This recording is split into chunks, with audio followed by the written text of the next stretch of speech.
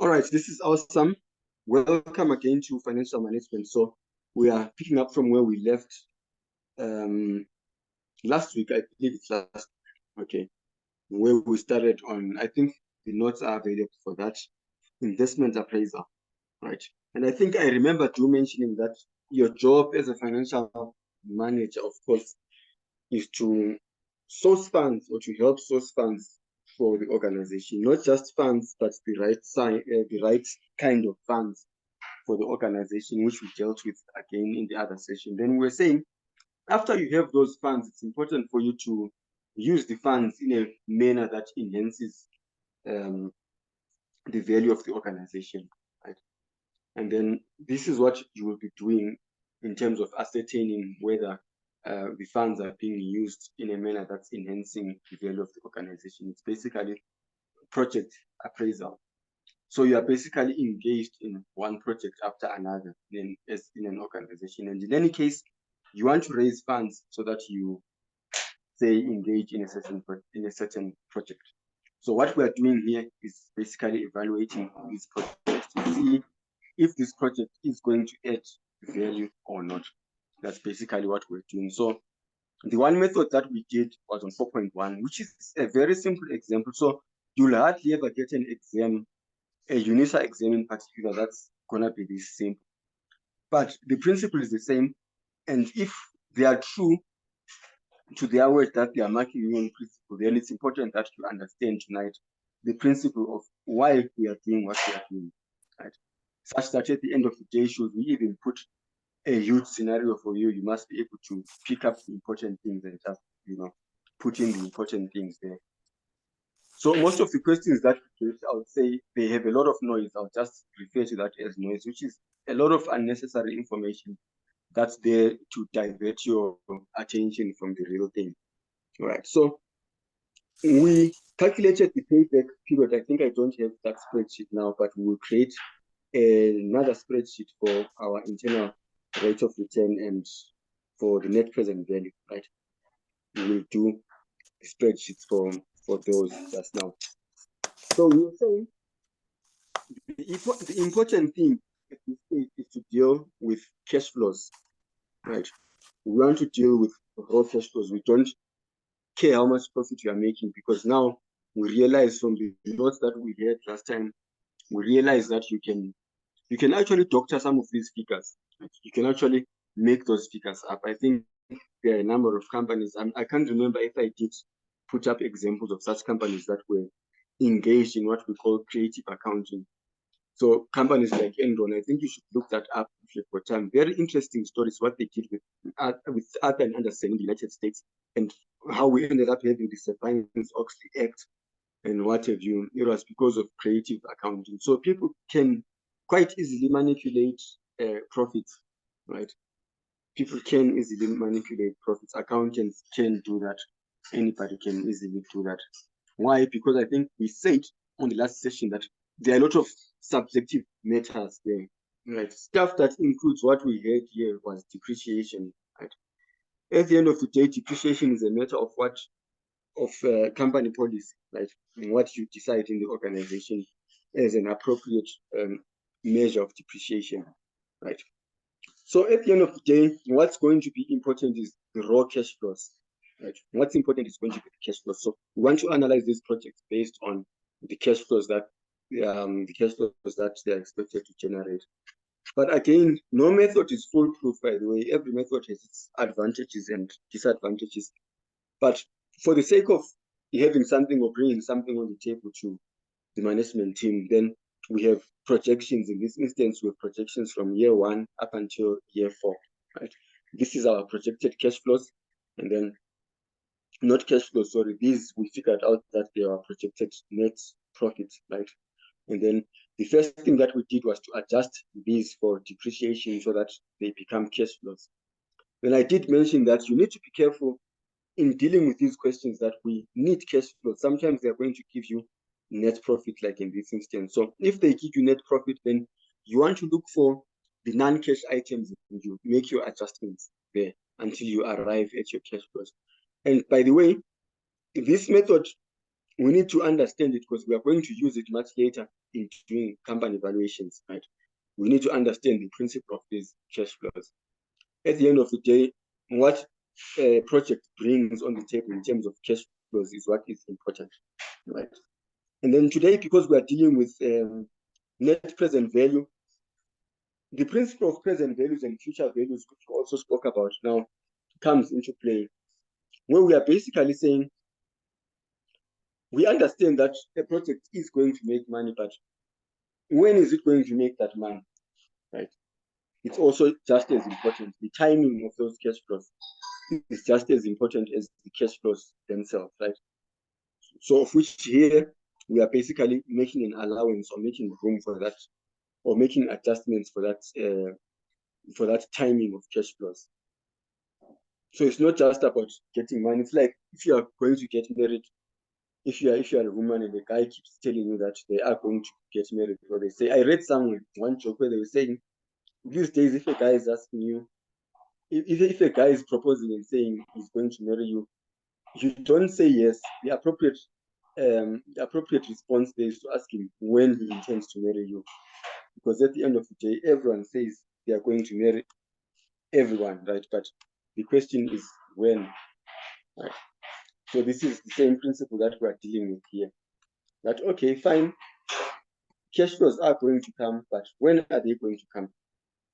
So we consider that as important, just as important. So what I'm doing now, I'm just putting down the cash flows, right? Let me just call that one N, that's project N, and we've got project O. So I'm just putting that information on a spreadsheet. So I'm just going to quickly adjust these amounts here, 40,000, I'm just going to add 25,000 like we did last time, so we can just arrive at cash flow amount. So that's what I'm typing, which is what you can see now, right? So always make sure that you are dealing with cash flows and you have made your adjustments. The fact that UNISA is complicating a lot of things these days, so they want to make sure, or they want to ensure that you really understand what you're doing. They really don't want to take chances on you, so we also need to be careful on all angles. All right. So I'm just putting up these cash flows here. Now I'm on project O, 10,000 plus 25,000. I'm just going to take you there in a moment for you to see what's going on there, right? And then the initial outlay, I believe it's 100,000, so that's what I'm gonna add there. All right, so let's take this down. All right, and then we have minus 100,000 there.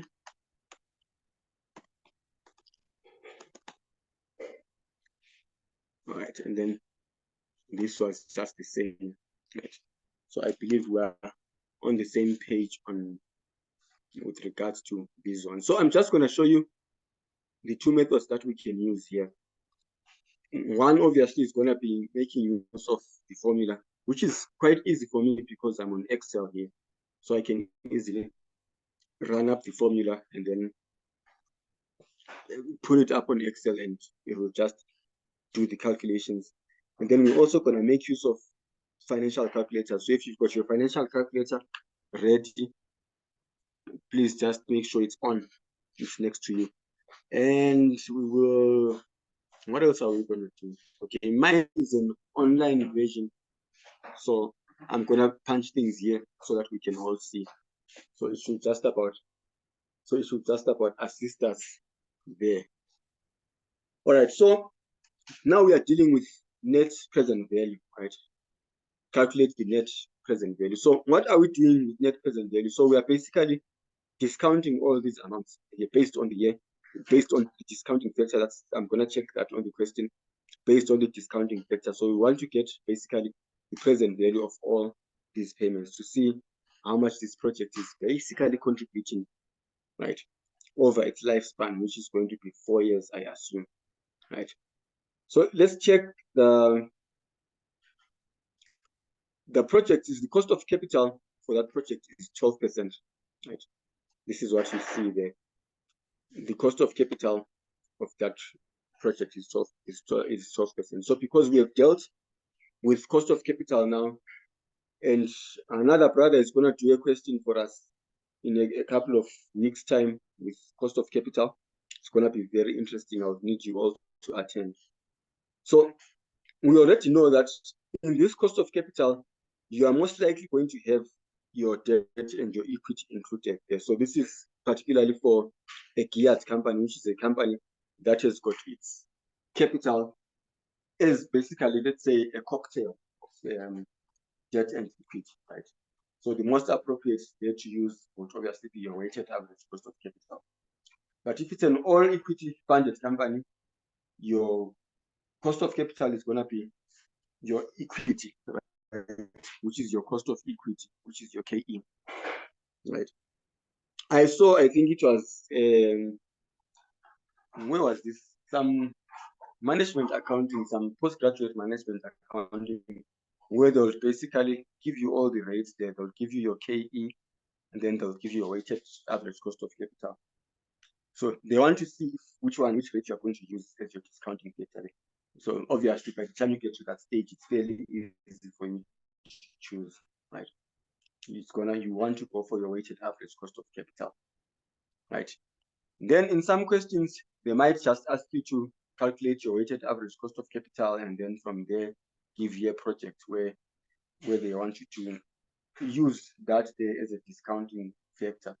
So whatever answer you got from that one, make sure that you are consistent in bringing it down there.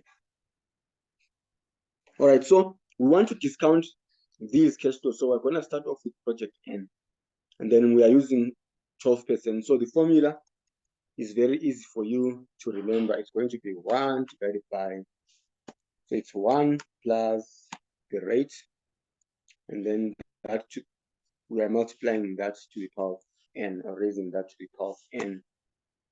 All right, so R is the rate, which can be, or most likely is going to be your weighted average cost of capital, and then your n there is your number of years. So which is basically which period is the period that you are dealing with. For instance, if you are discounting this one, it's going to be to the power of 0, that one to the power of 1, 2, 3, 4, and the like. Right, and then here we're gonna have DCF, right? Here we're gonna have DCF. I'm just gonna put that up there, which is discounted cash flows. Right. For some reason, my laptop is not, what you call this thing, this pad thing is not typing correctly, so I need to type it on the phone and copy it. I just need to get it fixed as soon as possible, right? This is what I have to do now. DCF. So this is for project N, right? Maybe I should put this, take this up there. So in most cases, how we are going to presenting this here is we might be given, particularly in later times when we are dealing with company valuations, right? We'll be dealing with these cash flows, but we need to compute these cash flows. We need to arrive at these cash flows. So you might start off with your maybe operating profit and what have you. So we'll be making adjustments. So the usual format that you have there is the normal straight line format, right? So where you are going to have, say, maybe your sales, less cost of sales, your gross profit, operating costs. Then you start adding back your depreciation, amortization, and what have you, deducting your taxation up until you have your cash flows from there. So which means your years are going to be year 1, 2, 3. I think if you check the examples that you have on the, what's this book that you have, the question bank, the way most of the solutions are presented, it's going to be years 0, 1, 2, 3, 4, and the likes. Why? Because of the many line items that you need to put up. But in this instance, this is an illustration. We only have cash flows. So because we only have cash flows, then we can easily do it like that. So it's just the other way. Right, so we are going to do the formula now. So this is going to be 1 divided by right, 1 plus, so our rate is 12%, so it's going to be 0.12, and then we want to raise that to the power of the year, so we're going to put that there like that. So that's always going to give you 1 there, right? I think we did this when we're doing the present values, or which was part B, when we're doing the part B question. I think we did that discounting there. So this is not anything new, right? This is nothing new, right? So we're gonna put this to 3 decimal places.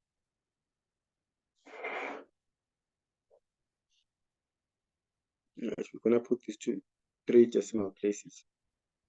Okay, so what you should do now, because you are using a calculator and I'm using Excel, mine is basically not rounded off. It can go to 8 numbers or so. Maybe what you want to do is to put in the numbers as you see them on your calculator. You just punch them 0.893, 0.797, but we're not going to do that now. We're just going to multiply it the way it is. So when we're discounting this, we are going to be multiplying those two amounts there. So that's what we get. So what we did on the initial year, we basically do the same right through. Right, now we want to find the sum. We want to total up these amounts. Right, so what you basically did there is to multiply your cash flow by the discounting factor. So these you can also get from, sometimes you have tables, you can also get from your tables, right? You can basically make use of that. So here you just do the multiplication, then this is what you get. You add up all the amount. So what you get, this is going to be your net present value then, NPV, right? So what you did over here, you can basically repeat it there. So let's take these amounts as they are.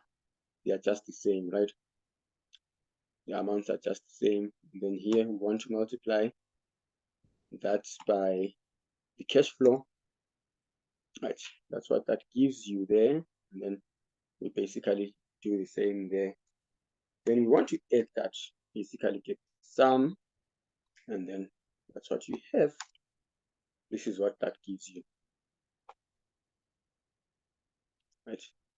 This is basically the principle of what we are doing. So now we are comparing these two projects, right? We are comparing these two projects. We want to decide, suppose we only have 100,000, right? So meaning we can only take one project. We can't run these projects at the same time. We only have 100,000. We have limited funds. So we need to choose which project is good here. So based on the net present value, then you always want to go for the one that has the highest NPV. NPV basically shows you the excess amount that is being added to the organization. It represents the excess value that is being added to the organization. So basically, it's the value over and beyond the cost of capital. So we are using our cost of capital, which is most likely weighted average cost of capital, as our benchmark, right? So we are saying, based on our cost of capital, this is the value that is being added to the organization, right? That there again will be the value that is added in the organization. So if you have to choose one project to undertake, get the one that is the highest, right? In this instance, it's project N. If you can do multiple projects, remember we say it on the notes, those are independent projects. They can run at the same time. Then you want to select only those that have a positive NPV, right? But again, because you are a smart student, you know that there are many other factors that you need to consider beyond these figures, right? There are many other factors which they will normally ask you, what other things can you take into consideration, right? So which we are going to see, I think, when we are dealing with questions later. All right, so this is what you have on your NPV.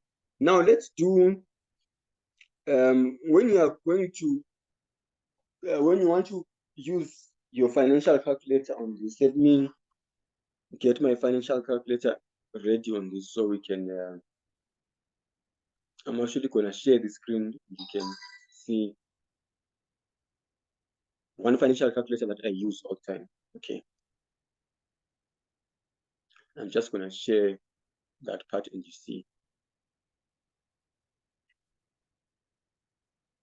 All right. So it's still loading. So it basically works just like your normal financial calculator. Okay, I think I'm having a slight network problem here. Right, but it's gonna connect in just a second.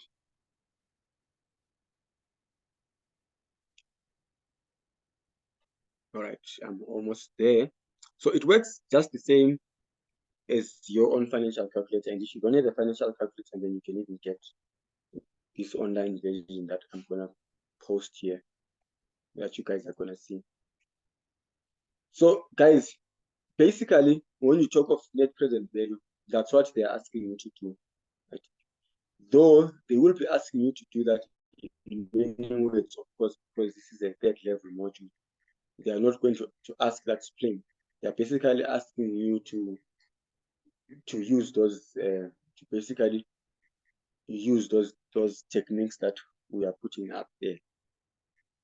All right, so you are going to see the calculator in just a moment. That's it. Okay. So my duty now is to put up the cash flow. So I'm gonna take the 100,000 here. So I think it starts off as 100,000 minus 100,000. That's on the first year. So remember the first year is always the initial amount that is expended on the project. And then we had 65,000, which is positive. So you always want to watch out for the signs again. Signs are very important. They make a huge difference. Right? They can be the difference between you getting the correct answer and getting the wrong answer. It could just throw you off. I mean, from a 50% to a zap, just like that. So you need to be on the lookout. Right, so we have that, and then here the discounting factor is 12%. Right, and then I simply calculate this. So this is an NPV IRR calculator. So I just calculate here. So there you get it, 9660. So you basically get that thing. Very easy. Very easy. So that should be consistent with the amount that we got, I believe. I think we, right, let me see what we got on that one.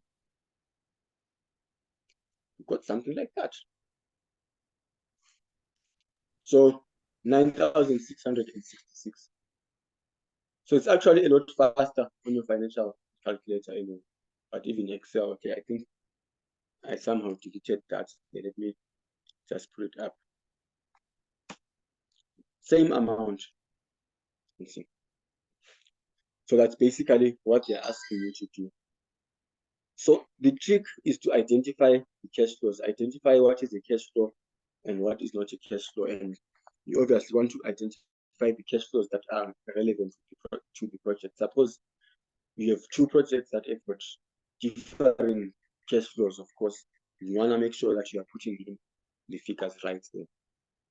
Okay, and then in terms of your internal rate of return, I think we already calculated that there. So this is our internal rate of return, 18.3. So with your internal rate of return, on your calculator, you are simply punching in the cash flows, and then you compute your just compute your interest from there. That will give you your internal rate of return, right? So obviously you want to check if you get an error, you want to check if your signs here are correct. Right? So once your signs are correct, then I mean you're on a fast lane to getting correct answer there. All right. Then in terms of analyzing now for your internal rate of return, you want to go for projects that have got a rate of return that is higher than your cost of capital. So our cost of capital is 12%. This year is 18%. So that's obviously a good indication that there's some value being added to the company. So our cost is 12%, the project is being in 18%. So the value added is obviously the difference between those two percentages there. That's basically the value that is being added. So you realize here that for projects that have got a positive net present value, the internal rate of return is obviously going to be higher than the cost of capital. So it's a given. Right? So in most cases, they might not specifically ask you to, like they did here, they might not specifically ask you to calculate your, or to use your net present value, or to use your internal rate of return. Sometimes they say use an appropriate technique, right? Use an appropriate technique to decide which project is best for the company to undertake. So which means with UNISA, you obviously want to choose between net present value or internal rate of return. So which for the most part, if they want you to use internal rate of return, they would specify and ask you to find the internal rate of return of the project, you see, of the given project.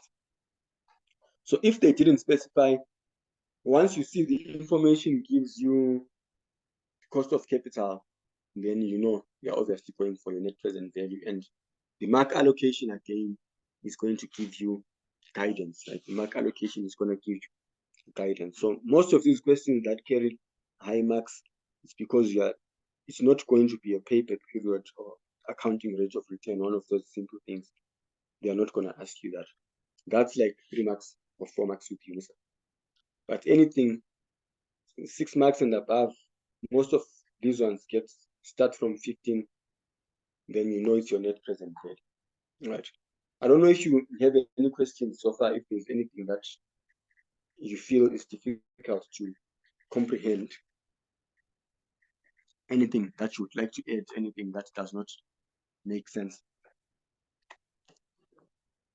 So, and then still on this, let me see what our assignment question has. Let me see what our assignment question has. I think someone posted this, right? I think someone posted the assignment. So I think if you don't have any question, I could as well end the recording here, because what we are going to be doing now has got nothing to do with what we are doing today. Yes, yes. No, I just like to ask, which method do you prefer us to use, the manual one or the calculator one? I think it's always good if you're at UNISA, it's always good to know both methods, especially if you're a human being, that there are a lot of troubles. There was a time I took an exam not so long ago, and my calculator was malfunctioning. So when that happens, you need to be versatile, you see, to know both methods. But if you trust your calculator and your internet connections, then I think the calculator is very simple. It's very straightforward. I've realized that 9 marks is a lot for you to use a calculator. Yeah. I think with these ones here, because it was this other college here, they wanted calculations here. They wanted calculations. But with UNISA, it's acceptable. Yeah, with UNISA, usually it's acceptable. But most importantly, we need to show our workings. All right. Let me stop the recording, and then we'll just peruse through the assignment and see if there's anything abnormal